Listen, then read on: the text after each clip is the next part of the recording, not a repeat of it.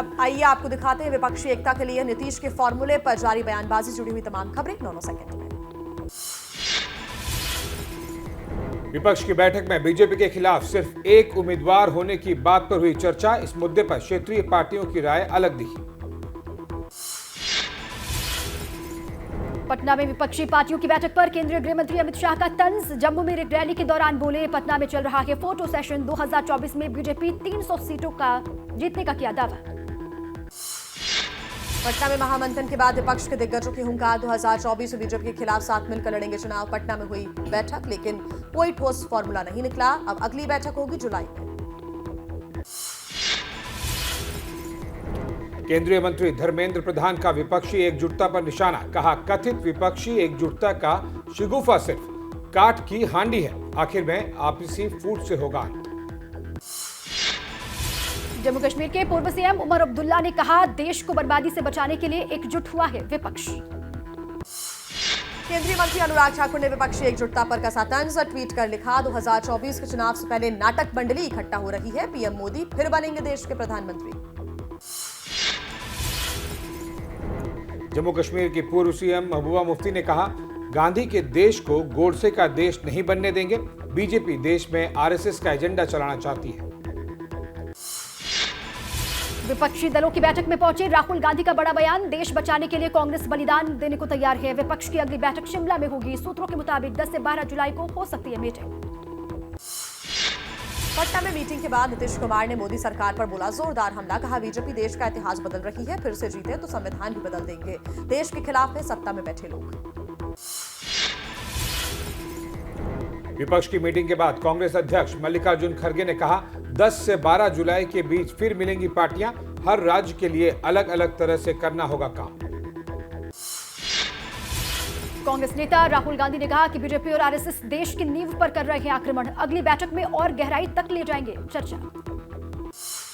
विपक्षी दलों की बैठक के बाद बंगाल की सीएम ममता बनर्जी ने कहा, जो भी पटना से शुरू होता है वो जन आंदोलन का रूप ले लेता है, बीजेपी के खिलाफ हम सभी एकजुट हैं।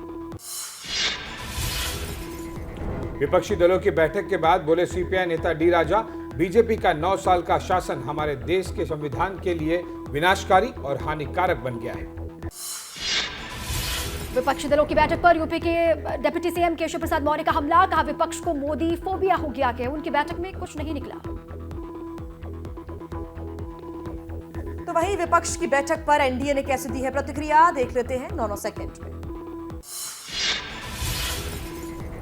पटना में एलजेपी रामविलास पार्टी के अध्यक्ष चिराग पासवान ने कहा, सभी को सवाल करना चाहिए कि नीतीश के 18 साल के शासन में भी बिहार पिछड़े राज्यों की कतार में क्यों खड़ा है।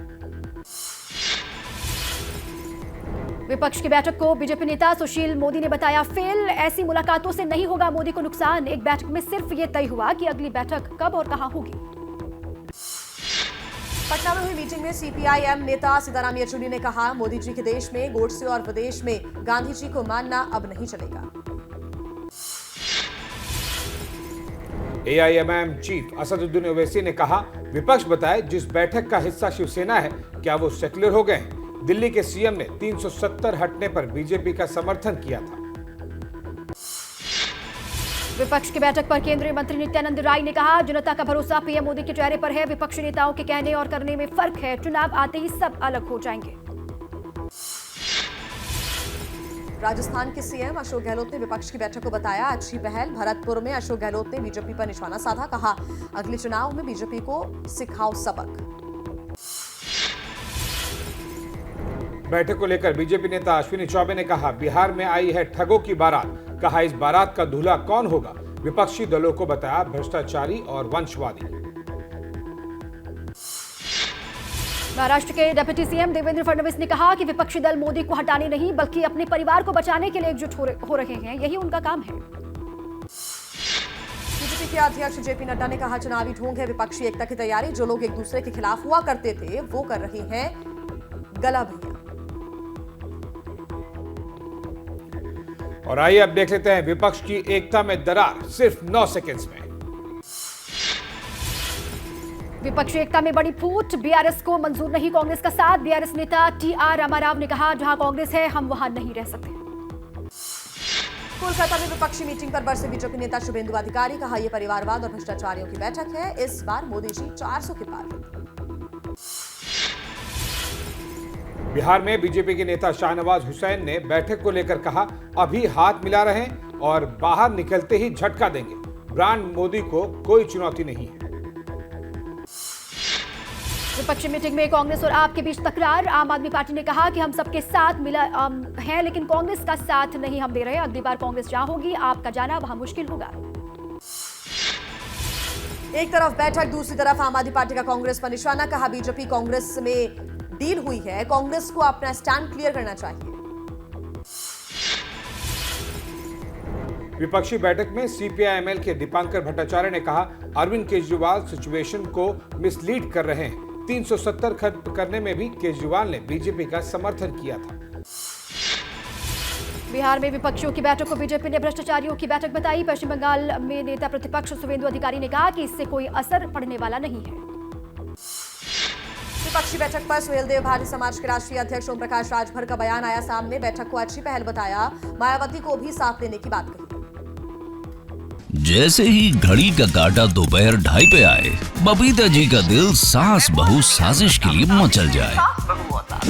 और ये है इनकी बहू, पूरे दिन ऑफिस की टेंशन हो जाए गॉन जब ये करें अपना फेवरेट शो फ्री टाइम पे ऑन।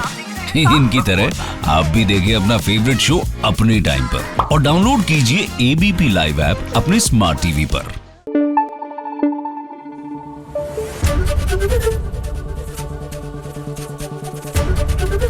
एबीपी न्यूज आपको रखे आगे।